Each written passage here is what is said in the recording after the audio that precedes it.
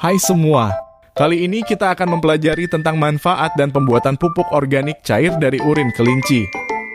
Untuk langkah awal, kita perlu menyiapkan alat dan bahan yang akan digunakan. Alat yang kita perlukan adalah ember dan gayung. Ember digunakan sebagai tempat untuk mencampur air leri dengan EM4. Dan gayung digunakan sebagai pengaduk dan juga nantinya digunakan untuk menuangkan hasil fermentasi air leri ke dalam galon yang berisi urin kelinci. Alat selanjutnya yang dibutuhkan adalah galon air bekas.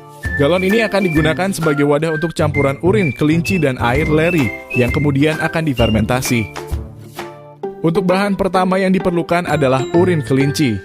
Urin kelinci dapat meningkatkan kesuburan tanah dan produktivitas tanaman.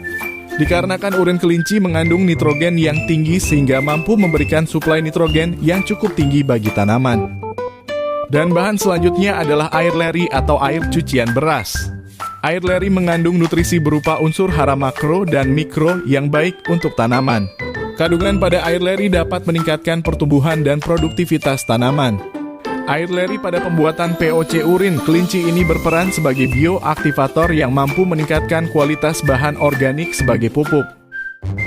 Bahan yang terakhir adalah EM4. Penambahan M4 pada POC berfungsi untuk memperbanyak atau meningkatkan mikroorganisme yang menguntungkan pada bahan organik.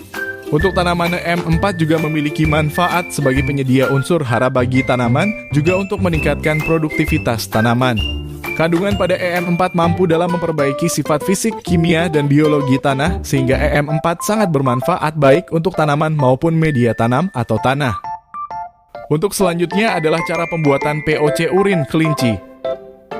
Langkah awal adalah dengan mencampurkan EM4 ke dalam air leri dengan takaran 100 ml EM4 untuk 1 liter air leri. Jika EM4 sudah ditambahkan, maka selanjutnya larutan air leri dan EM4 harus diaduk sampai tercampur.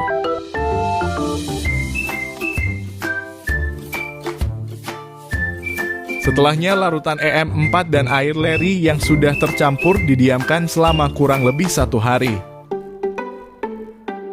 Kemudian, air leri yang telah didiamkan selama 1 hari dicampurkan pada urin kelinci dengan takaran 1 liter air leri untuk 18 liter urin kelinci.